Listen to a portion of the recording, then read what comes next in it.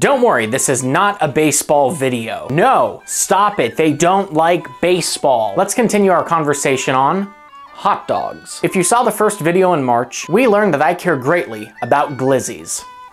About the American dream. So let's talk about it. Growing up on the farm was not an easy life for me. Putting in an honest day's work and chowing down on hot dogs at dinner time. My father, Joey Joseph J. Chestnut, instilled a few core values within me. Number 1, ketchup is fine on a hot dog as long as it's Heinz. Number 2, 4 hot dogs at once is acceptable. And number 3, those that don't like hot dogs like us usually have some daddy issues. And at a young age, these values are the reason why I'm so successful. This is where the family wealth is. Now, a lot of haters despise hot dogs because it's processed meat in a tube. They also say that while they eat McNuggets from McDonald's with a McIvy bag in their veins. The first video covered the history of hot dogs. We had covered various styles, and that was only scratching the surface. But let's dive a little bit deeper into the world of hot dogs. Let's start with the main red snapper. The hot dogs are dyed right before going into a natural casing, and they have a signature snap when you bite into them or break them apart. Now they are put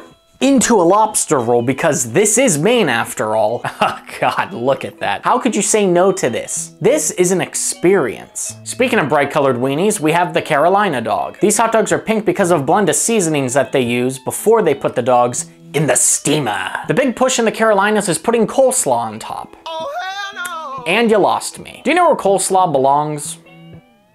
Do you? They also add chili and sometimes mustard. But coleslaw? What about an Alaskan reindeer dog? Research team doesn't know if they're officially comprised of reindeer, but they are comprised of caribou mixed with pork and beef. And if that doesn't scream flannels in a pickup truck, I don't know what does, brother. Typically served with deglazed onions by way of Coca-Cola. I can get behind that. And look at the size of these things. They neutered the damn caribou to get it. They simply just pushed the caribou over, took out their machete and go, hey-ya! Los Angeles danger dogs. And the danger is not that you're in Los Angeles. Well, actually, maybe it could be the danger. It's because it comes from unlicensed street vendors. It starts with a bacon-wrapped hot dog, and then you can add onions, grilled peppers, and whatnot to it. But, as a shy guy like me, what makes it dangerous? Some think it's because the raw bacon's left out hours on end before being cooked and served. Others think it's because the street vendors are unlicensed and sometimes get arrested. But when you're leaving the nightclub and you have no other choice, a guy with a little cart and a candle cooking a hot dog for you, yeah, that'll get the job done. Now, Philadelphia has an interesting take. While Eagle fans lube up the poles to shove them 10 feet up their ass, they put fish cakes and cod potatoes on a hot dog. Why? They serve this with pepper hash, which is cabbage, chopped onions, and bell pepper. So it's pretty much a fish sandwich on a hot dog. Not sure how I feel about that one. If you go down to Georgia, you can get a scrambled dog. In 1918, a place in Columbus, Georgia started serving chili, chopping up a hot dog, adding pickles, oyster crackers, and cheese. Scrambled on a hot dog bun in one of those U-boat shaped dishes. Or as I like to call it, breakfast. Newark Italian hot dogs. If I'm ever close to Newark, New Jersey, I am getting one of these. This is what dreams are made of. A hot dog shoved in pizza bread and stuffed with cooked peppers, fried potatoes, and onions. Now, first of all, holy shit. That encompasses what should be written on my tombstone. Second of all, imagine eating one of these and someone from the mafia sees you and they give you the he's all right nod as they're throwing a body into a lake. God, I love this country. Hope you love Hawaii because now we're gonna explore the world of the puka dog. They start by shoving a hot dog in the open end of a bread loaf.